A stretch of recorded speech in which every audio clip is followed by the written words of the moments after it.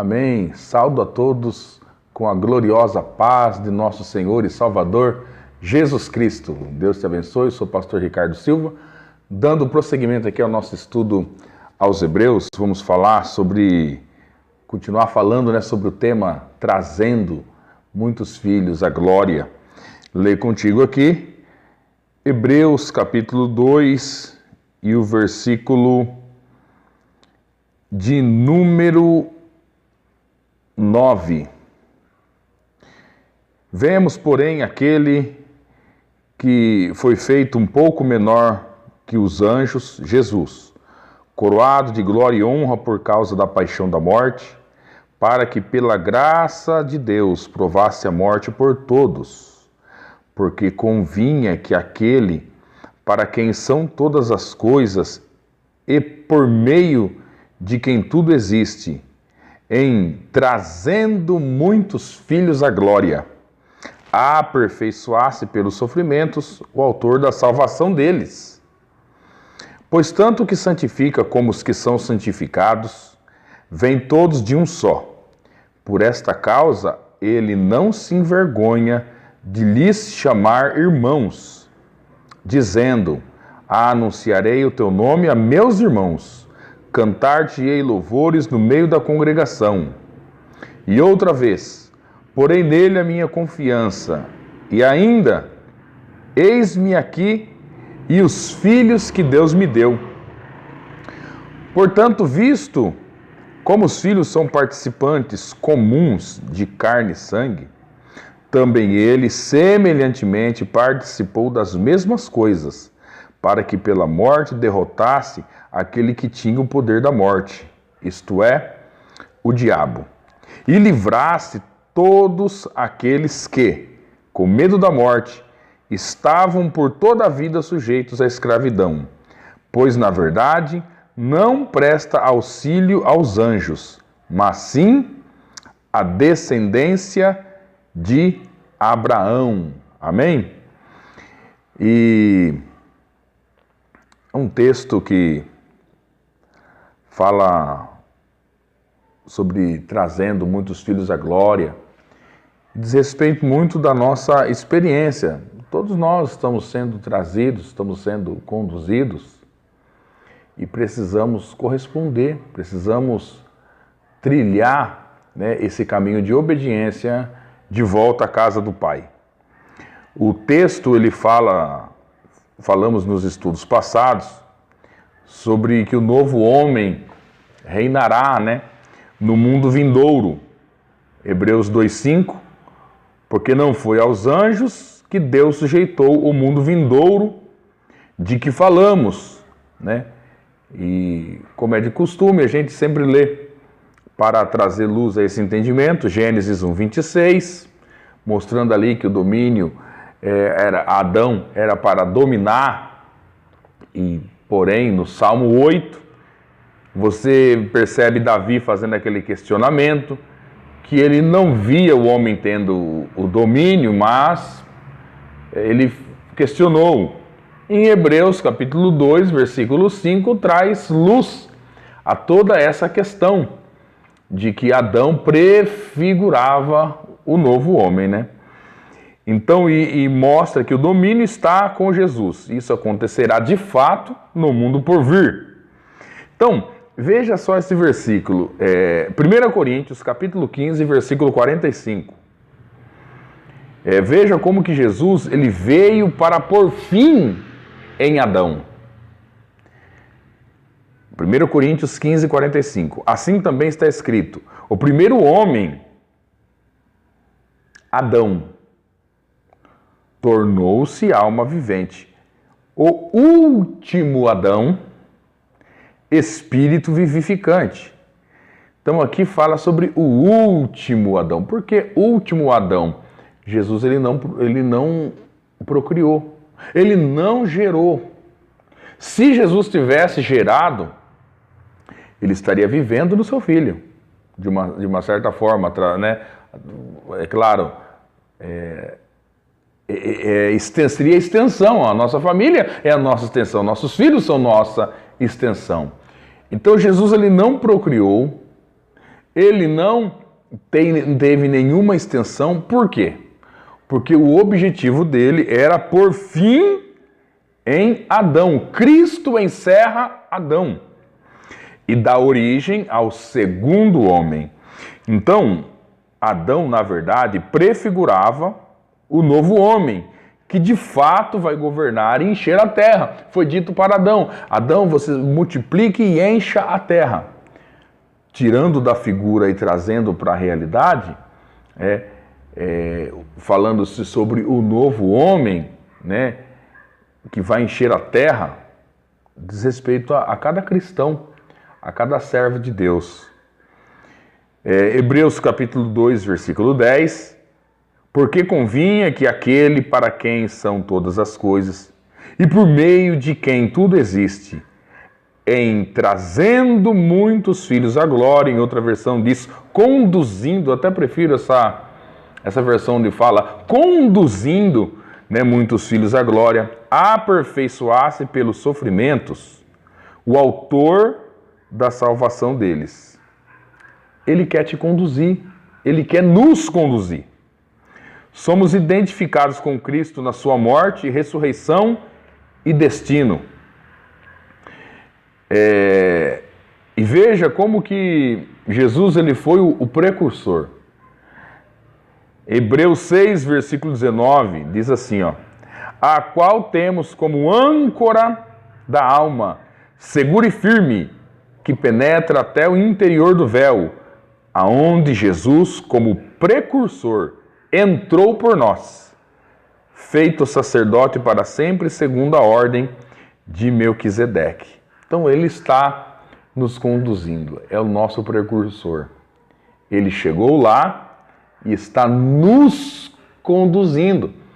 E nesse processo de conduzir, nós vemos lá no livro de Hebreus que ele não se envergonha em nos chamar de irmãos. Muitas vezes nós nos envergonhamos. Olhamos para talvez alguém e falamos, não, este não é meu irmão. Todavia, Jesus, ele não se envergonha de lhes chamar de irmãos. Jesus, né? Hebreus 2, versículo 12, dizendo, anunciarei o teu nome a meus irmãos, cantar-te-ei louvores no meio da congregação. Verdade é que Cristo recebe e recebeu a todos. O nosso ministério, ele deve ter por característica de não ser um ministério que controla a vida das pessoas. Ainda que elas tenham defeitos, a pessoa ela irá entrar em nosso ministério, receber as verdades das Escrituras e ter a oportunidade de ser conduzido. Jesus, ele lavou os pés de Judas, ele se assentou para conversar com a prostituta. Então, ele recebeu a todos. E que tenhamos esta mentalidade de que estamos todos sendo conduzidos. Todos, ele está trazendo a cada um de nós. Talvez alguém esteja um pouco à frente, o outro está lá atrás, mas ele vai ser conduzido ou não. Se ele fecha o seu coração, se ele não aceita a verdade das Escrituras, mas isso é problema dele. Né? Mateus capítulo 7, versículo 1, não julgueis. Não julgueis. Né?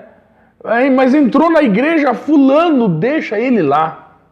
Com seus defeitos, ele vai ouvir as verdades das Escrituras. E talvez Cristo não tenha vergonha, com certeza Cristo não tem vergonha. Se é um que está sendo conduzido, se é um que está sendo trazido, Jesus não se envergonha de chamar ele de irmão. Que possamos ter esse coração. E entender que as pessoas têm defeitos e defeitos diferentes. Então, eu tenho defeitos, o pastor tem defeitos, a esposa do pastor, ela tem defeitos também. Mas e aquele, e o diácono? Ele tem defeito também. Todos estamos sendo trazidos a glória, que possamos ser misericordiosos e deixar que a palavra que limpa, que liberta, que transforma, deixa que ela produza. Lá no livro de Isaías, capítulo 55, não fala que assim como a chuva cai e rega a terra, faz produzir, faz brotar, assim será a palavra que sair da minha boca, não voltará para mim vazia. Todavia, se aquela terra não produz fruto, aí vem Hebreus 6, A terra que se recebe chuva e que recebe alimento e não produz nada, está perto da maldição e o seu fim é ser cortada. Mas isso é com a pessoa. É com a pessoa. E você está sendo conduzido, assim como eu estou sendo conduzido. Portanto, que sejamos misericordiosos em relação ao defeito dos nossos irmãos. Hebreus 2,14. Portanto, visto como os filhos são participantes comuns de carne e sangue, também ele semelhantemente participou das mesmas coisas, para que pela morte derrotasse aquele que tinha o poder da morte, isto é, o diabo. Quando fala aqui, como eles, visto como os filhos são participantes de carne e sangue, significa que eles são imperfeitos. Ser participante de carne e sangue é ser imperfeito. Eles têm uma natureza comum. O versículo 14, veja só. E ele também participou de carne e sangue e venceu a morte por todos.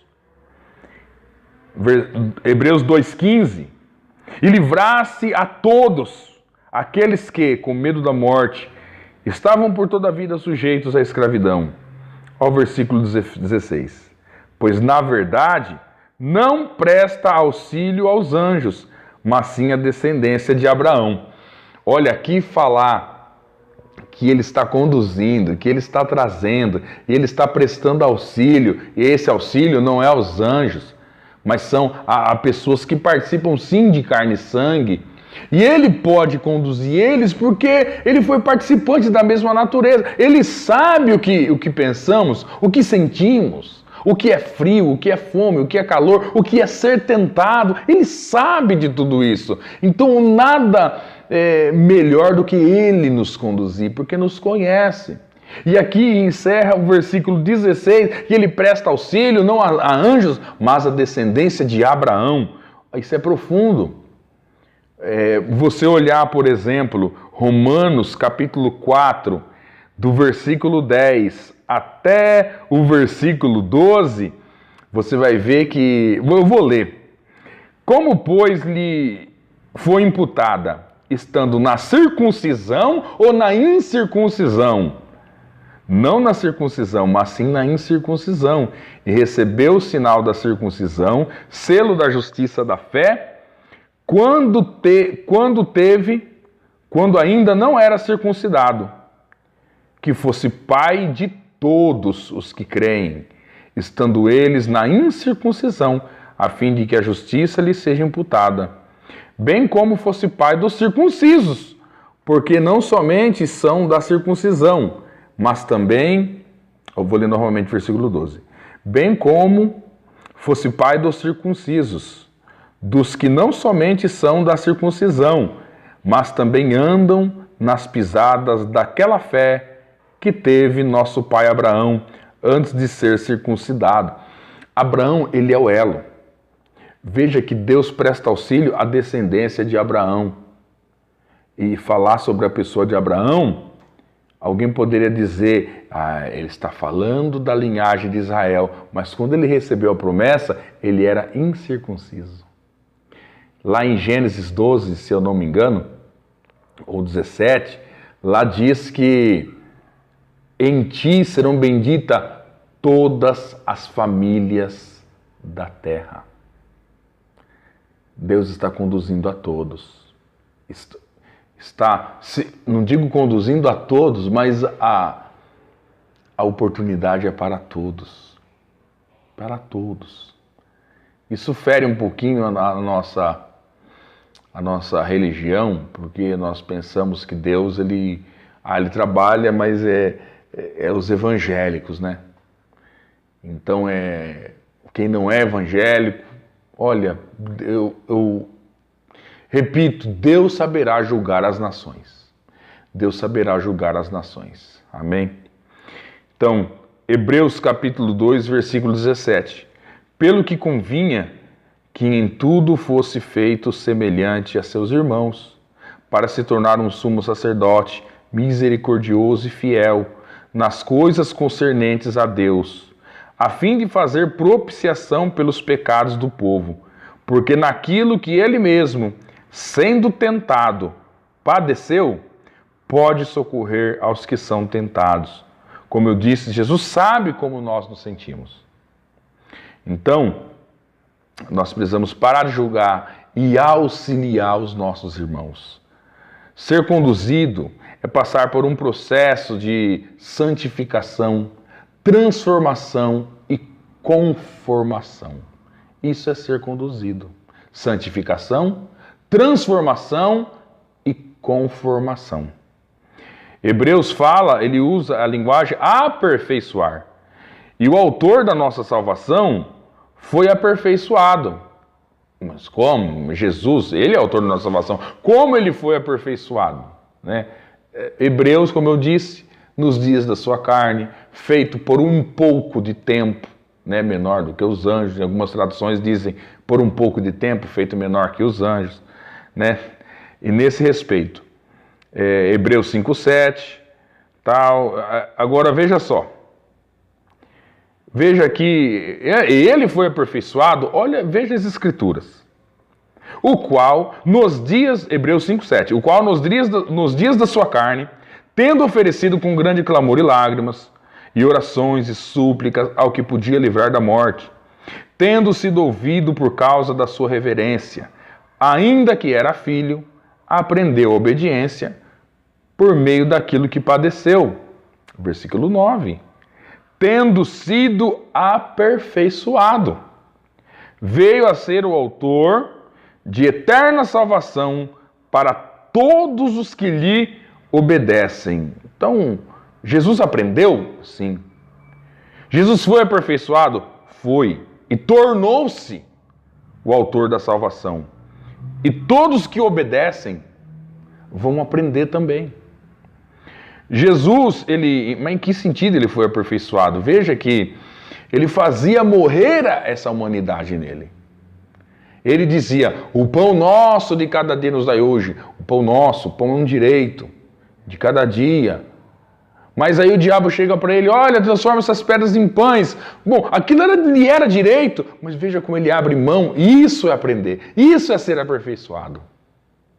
Não, eu tenho aprendido através do jejum que não é só de pão que vive o homem, mas sim de toda palavra que procede da boca de Deus. Então, a humanidade, essa carne, ela deseja tudo de bom para nós. E Jesus, ele soube, veja como ele rejeitou os reinos. Sabe? Como ele fazia morrer essa humanidade dentro dele. Então, e a humanidade deseja tudo de bom para si. E Jesus passou fome, calor, cansaço. Ele olhava para o fariseu tinha um palácio. E ele, o filho do homem, não tinha onde reclinar a cabeça. E ele ficou triste. Ele estava triste por conta disso? Não. Pelo contrário, ele glorificava a Deus. Então, ser conduzido é a gente aprender a passar pelas circunstâncias da vida. Ser conduzido é nós glorificarmos a Deus, independente das circunstâncias. Aprender a ter contentamento, fazer morrer essa carne, esse ego. Né? E ele mesmo falou, no mundo tereis aflições, mas tende bom ânimo, eu venci o mundo. Né? Todos estão nesse processo, todos. Não existe igreja perfeita. Igreja não é lugar de acusação. Não é lugar de acusação. Seja um mordomo do amor. Você não fazer questão do mal sofrido. Você só ora e abençoa. Você só sabe fazer o bem. Sabe aquela mulher que quebrou o vaso de alabastro? Dentro do vaso tem um bom perfume. Eu tenho certeza que Deus tem colocado esse perfume dentro de você. Você só precisa quebrar o vaso de alabastro e deixar exalar o bom perfume de Cristo. Deus te abençoe sua vida e saiba, você está sendo conduzido à glória. Ele está trazendo você, fazendo de você dia após dia um filho de Deus. Deus te abençoe em Cristo, em nome de Jesus.